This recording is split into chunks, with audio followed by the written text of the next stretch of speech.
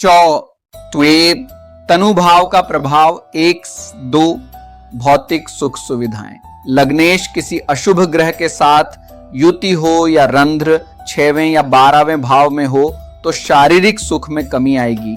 यदि वह कोण या त्रिनेत्र में हो तो शरीर को हर समय सुख सुविधाएं मिलती रहेंगी। यदि लग्नेश नीच दंश या शत्रु राशि में हो तो रोग होता है। कोण या त्रिनेत्र में शुभ होने से सभी रोग दूर हो जाते हैं।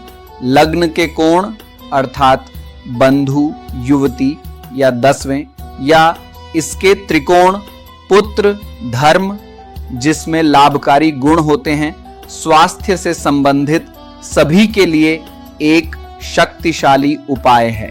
3 यदि लग्न या केंद्र से दृष्ट हो या अशुभ के साथ युति हो, शुभ दृष्टि से रहित हो तो शारीरिक स्वास्थ्य नहीं रहेगा।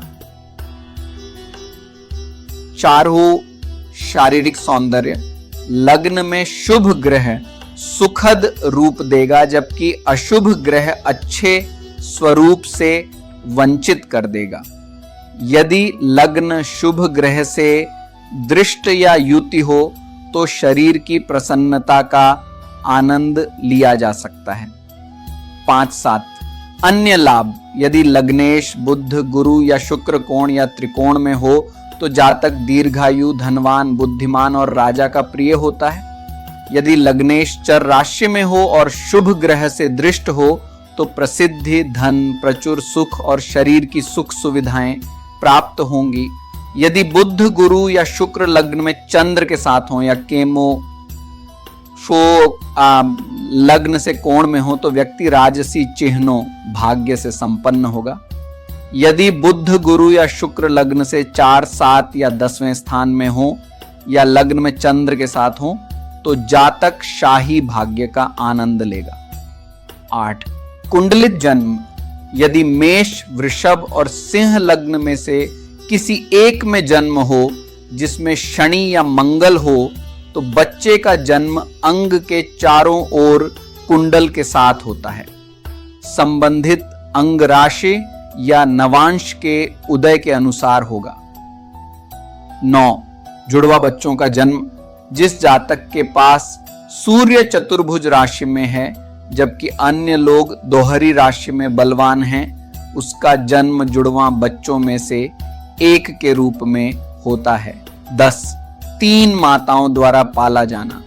यदि सूर्य और चंद्र एक ही भाव में मिलते हैं और एक ही नवांश में आते हैं तो जातक का पालन पोषण उसके जन्म से पहले 3 महीनों तक 3 अलग अलग माताओं द्वारा किया जाएगा और बाद में उसके पिता और भाई द्वारा किया जाएगा। भ्रातृ के अर्थ के अलावा एक भाई को सामान्य रूप से एक निकट रिश्तेदार के रूप में व्याख्या की आवश्यकता होती है। 11 महत्वपूर्ण। ज्योतिष के जानकारों को केंद्र पर भी उसी प्रभाव का आधार बनाना चाहिए जो लग्न पर लागू होता है। अब किसी व्यक्ति पर अल्सर पहचान चिन्ह आदि के बारे में जानने के लिए सुराग बताए गए हैं। 12 है 14 डिकैनेट्स और शारीरिक अंग। सिर आंख कान नाक कनपटी ठुड्डी और चेहरा अंगों का क्रम है जो विभिन्न भावों द्वारा दर्शाया जाता है जब राशि का पहला क्षय होता है। दूसरे दशांश के मामले में आरोही क्रम गर्दन कंधा बाह बाजू हृदय पेट और नाभि है। तीसरे डिकैनेट आरोहण का क्रम श्रोणी गुदालिंग अंडकोश जांघ घुटने पिंडली और पैर है। जो भाग पहले ही ऊपर उठ चुका है वह शरीर के बाईं ओर को दर्शाता है जबकि जो भाग अभी ऊपर उठना है अर्थात अदृश्य आधा भाग वह शरीर के दाहिनी ओर को दर्शाता है। 15 अंग प्रभावित। व्यवसाय से अशुभ ग्रह से संबंधित अंग पर अल्सर या निशान होंगे जबकि शुभ ग्रह से संबंधित अंग पर निशान जैसे तिल आदि होंगे, ऐसा ज्योतिषियों का कहना है। सारावली के श्लोक 6 अध्याय 4 को भी देखें जिसमें कहा गया है कि अशुभ या शुभ यदि अपनी राशि या नवांश में हो तो इसका प्रभाव जन्म से ही होगा। अन्य मामलों में यह होगा किसी का जीवन की ये प्रभाव घटित होंगे। 13 धन भाव का प्रभाव 1-2। धन के लिए योग। हे ब्राह्मण श्रेष्ठ, धन भाव के प्रभाव पर बोलते हुए मेरी बात सुनो। यदि धन का स्वामी धन राशि में हो या कोण में हो या त्रिकोण में हो तो वह किसी के धन या मौद्रिक स्थिति को बढ़ावा देगा। यदि वह अरि 8वीं 12वीं में हो तो आर्थिक स्थिति में गिरावट आएगी। धन में शुभ ग्रह धन देगा जबकि अशुभ ग्रह धन को नष्ट कर देगा। 3 यदि गुरु धन राशि में हो, धन का स्वामी होकर या मंगल के साथ हो तो व्यक्ति धनवान होता है। 4 यदि धन का स्वामी लाभ में हो और लाभ का स्वामी धन में हो तो जातक को धन की प्राप्ति होती है। वैकल्पिक रूप से ये दोनों भगवान एक कोण में या एक त्रिनेत्र में जुड़ सकते हैं। 5 यदि धन का स्वामी त्रिकोण में हो और लाभ का स्वामी त्रिकोण में हो या उससे दृष्ट हो या गुरु और शुक्र के साथ युति हो तो जातक धनवान होगा। 6-7 दरिद्रता दूर करने के योग। यदि धन भाव का स्वामी दुष्ट भाव में है तो व्यक्ति दरिद्र होगा, जबकि लाभ भाव का स्वामी भी इसी प्रकार स्थित है और धन भाव पर किसी दुष्ट ग्रह का कब्जा है। यदि धन और लाभ भाव के स्वामी दोनों अस्त हों या अशुभ ग्रहों के साथ हों तो जातक को जन्म से ही दरिद्रता रहेगी और उसे भोजन के लिए भी भीख मांगनी पड़ेगी। 8 राजा के द्वारा धन की हानि। यदि धन और लाभ भाव के स्वामी अरि, रंध्र या व्यय भाव में चले जाएं, जबकि मंगल लाभ भाव में है और राहु धन भाव में है तो जातक को शाही दंड के कारण अपनी संपत्ति खोनी पड़ेगी। 9 अच्छे खातों पर व्यय। जब गुरु लाभ में हो, शुक्र धन में हो और लाभकारी व्यय भाव में हो, जबकि धन का स्वामी शुभ के साथ युति हो तो धार्मिक या धर्मार्थ आधार पर खर्च होगा। 10 प्रसिद्धि आदि। यदि धन का स्वामी स्वयं की राशि में हो या उच्च का हो तो जातक अपने लोगों की देखभाल करेगा, दूसरों की मदद करेगा और प्रसिद्ध भी होगा। 11 सहज अधिग्रहण। यदि धन का स्वामी शुभ राशि के साथ युति में हो और पर्वतांश की तरह अच्छे वर्ग में हो तो जातक के परिवार में अनायास ही सभी प्रकार की संपत्ति होगी। पाठ का पर्वतांशदो परावत या ऐसे अन्य उच्च वर्गों को दर्शाता है।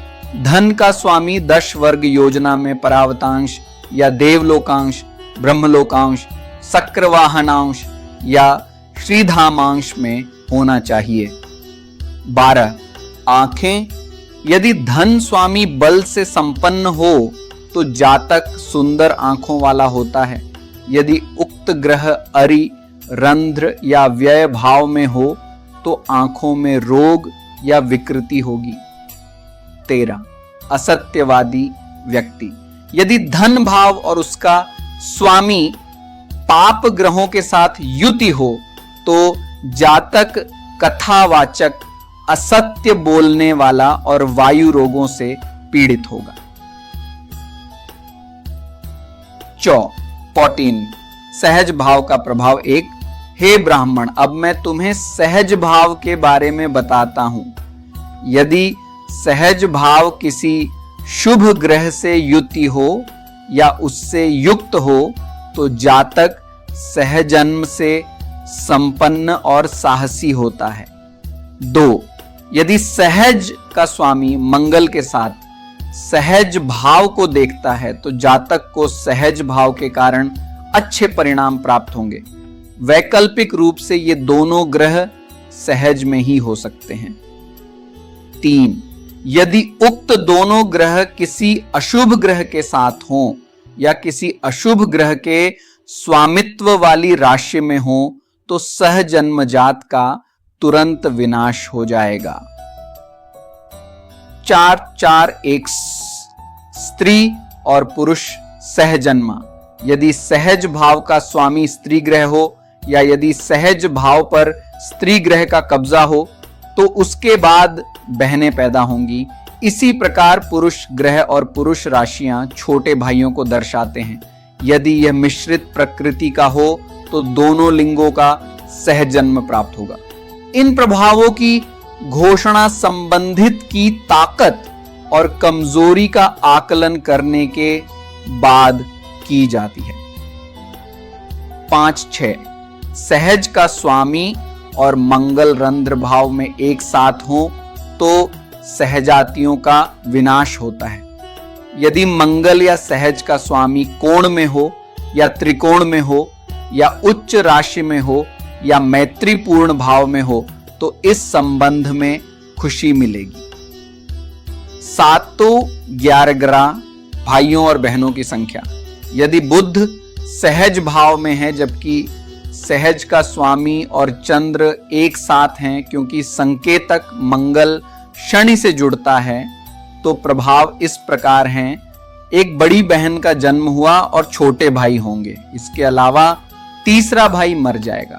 यदि मंगल की राहु के साथ युति हो जबकि सहज का स्वामी अपनी नीच राशि में हो तो छोटे भाइयों और या बहनों की हानि होगी, जबकि जातक को 3 बड़े भाइयों और या बहनों की प्राप्ति हुई। यदि सहज का स्वामी एक कोण में हो जबकि कारक मंगल त्रिकोण में उच्च का हो और गुरु के साथ युति हो तो कुल सहजन्म की संख्या 12 होगी। इनमें से 2 बड़े और तीसरे 7वें 9वें और छोटे सगे भाइयों में से 12वें अल्पायु होंगे, जबकि उक्त 12 में से 6 दीर्घजीवी होंगे। 12-13 एक सहजन्म होगा यदि व्यय का स्वामी कुछ ग्रंथों में लाभ के स्वामी के रूप में पढ़ा जाता है, मंगल और गुरु से जुड़ जाता है, जबकि सहज भाव पर केंद्र का कब्जा है। यदि केंद्र अकेले सहज भाव में पुरुष ग्रह की दृष्टि के साथ स्थित है तो छोटे भाई होंगे, जबकि शुक्र की दृष्टि छोटी बहनों को दर्शाती है। 14 प्रतिकूल ग्रह सहज भाव में सूर्य पूर्व जन्म को नष्ट कर देगा। यदि शनि सहज भाव में पाया जाए तो पुनर्जन्म नष्ट हो जाएगा। उसी स्थिति में मंगल पूर्व जन्म और पश्चात जन्म दोनों को नष्ट कर देगा। 15 ऐसे योगों की शक्ति और निर्बलता का आकलन करके भाई बहनों से संबंधित प्रभावों की घोषणा की जानी चाहिए। 3 बंधु भाव का प्रभाव 1। हे ब्राह्मण श्रेष्ठ, इस प्रकार सहज भाव का प्रभाव संक्षेप में बताया गया है। अब बंधु भाव से संबंधित परिणाम सुनो। 2 आवास संबंधी सुख सुविधाएं। यदि बंधु अपने स्वामी या लग्न के स्वामी द्वारा अधिग्रहित हो और किसी शुभ ग्रह से दृष्ट हो तो व्यक्ति को आवासीय सुख सुविधाएं पूर्ण रूप से प्राप्त होंगी। 3 विविध। यदि पुत्र का स्वामी अपने भाव में या अपने नवांश में या उच्च राशि में हो तो जातक भूमि वाहन मकान आदि और संगीत वाद्य यंत्रों से संबंधित सुख सुविधाओं से संपन्न होगा। 4 आवास संबंधी सुख सुविधाएं। यदि कर्म का स्वामी बंधु के स्वामी के साथ किसी कोण या त्रिकोण में मिल जाए तो जातक को सुंदर भवन प्राप्त होगा। 5 रिश्तेदार। यदि बुध लग्न में हो जबकि बंधु का स्वामी शुभ होकर किसी अन्य शुभ ग्रह से दृष्ट हो तो जातक अपने रिश्तेदारों द्वारा सम्मानित होगा। 6 दीर्घायु माता। यदि बंधु भाव पर शुभ ग्रह का कब्जा है जबकि इसका स्वामी अपनी उच्च राशि में है, क्योंकि मां का सूचक शक्ति से संपन्न है तो जातक की मां लंबे समय तक जीवित रहेगी। 7, माता का सुख। यदि बंधु का स्वामी एक कोण में है तो जातक की मां प्रसन्न होगी, जबकि शुक्र भी एक कोण में है क्योंकि बुध उच्च का है। 8, चौपाया। बंधु में सूर्य, धर्म में चंद्र और शनि और लाभ भाव में मंगल। यह योग जातक को गाय और भैंस प्रदान करेगा। 9, मूर्खता। यदि बंधु भाव चर हो और उसका स्वामी मंगल एक साथ अरि या रंध्र भाव में हो तो जातक गूंगा होगा। 10 की मार्च 114, संवहन। यदि लग्न का स्वामी शुभ हो जबकि बंधु का स्वामी पतन में हो या लाभ भाव में हो और कारक शुक्र व्यय भाव में हो तो जातक को 12वें वर्ष में वाहन प्राप्त होगा।